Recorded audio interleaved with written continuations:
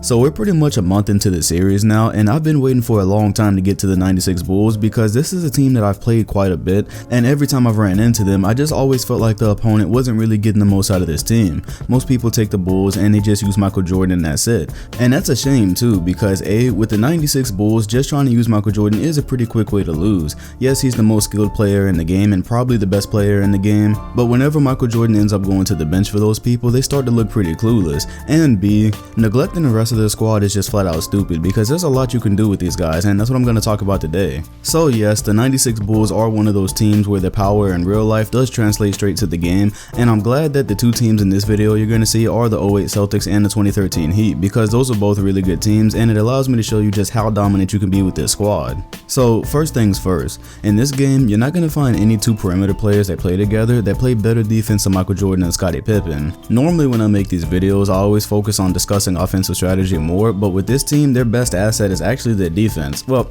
okay, that's not totally accurate. Their best asset is Michael Jordan, but as far as the offensive and defensive side of the ball, you can do so much damage on defense. For most teams in this game, as far as defense goes, the problem you'll run into is that you'll normally have one really good defender on the perimeter and then somebody else that isn't so great. So if you're gonna take one defender off and put him on the other guy's best offensive player, it's normally a trade-off because then you create mismatches. But with the 96 Bulls, no such mismatches exist because there's no perimeter player that Michael Jordan and Scottie Pippen can't guard. Their versatility is really killer because when you go up against teams like the Thunder who have James Harden, Kevin Durant, and Westbrook, or any team that really has dominant perimeter players, you can divide those duties up between Michael Jordan and Pippen. Especially if you want to start trapping like you've seen me do in previous videos, because if Michael Jordan and Scottie get on somebody and they get on them with a double team, that's a turnover. And then there's Dennis Rodman, who of course is amazing and we already know this, but the good thing about him is his size. So he's not your typical tall, slow, and lanky power forward, so I think you could really compare him to Draymond Green as far as size and mobility and how he moves.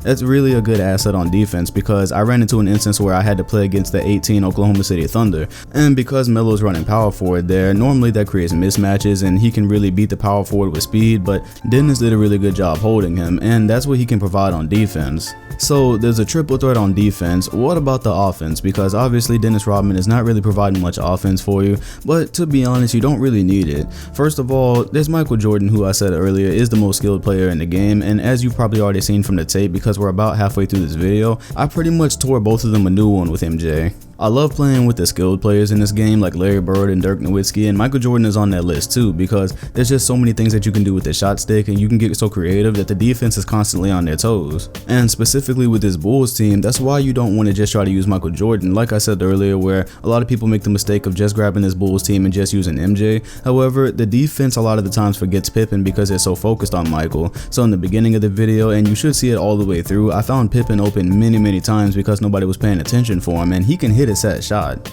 But when he's not hitting the set shot, that can create a huge problem for your offense. See, the thing is, there's a couple of different lineups you can use with this team, and you're not going to see it in this video because I did some games with the Bulls off camera, and I had some scenarios where Scottie Pippen got cold. Well, that's not good because Scottie Pippen is he's really responsible for a lot of spacing in the starting lineup. If Scottie's not hitting shots, well, Dennis Rodman can't hit a mid-range shot, and he can't hit a three-pointer definitely. Ron Harper is an okay shooter, but he's not just like dead-eye knocked down. And then there's Luke Longley, who of course every now and then you might be able to knock down a mid-range shot with, but nobody's really checking for him. So in one of these games, I got into a scenario where just nobody was hitting shots, Scottie Pippen was cold, and they were really trying to force MJ to a certain direction, and they were bringing a lot of players in his space. So what I did to counteract that was put Steve Kerr in for Ron Harper and put Tony Kukoc in for Luke Longley. That right there will solve any problem you're having on offense with the 96 Bulls, because everyone's going to respect Tony Kukoc, and being that he's playing center in that scenario, he's going to be floating around the three-point line or mid-range, and nobody's going to be able to keep him inside the paint. So MJ and Scottie, it's a field day, they can go in there anytime. And then of course there's Steve Kerr, and nobody can play off of him on the perimeter or he's knocking down the shot.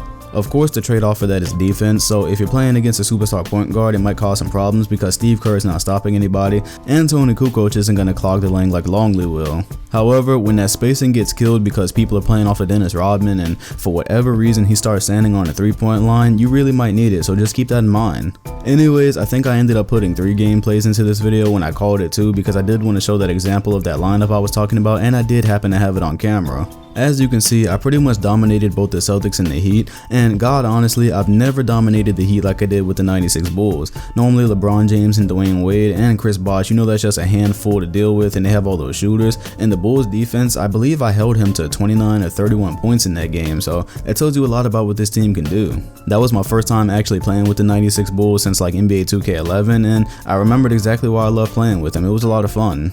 Anyways, if you enjoyed the video, hit the like button, comment, and subscribe, and hit the bell next to my name if you want notifications on future videos. Thanks for watching, and I'll see you guys with the next team.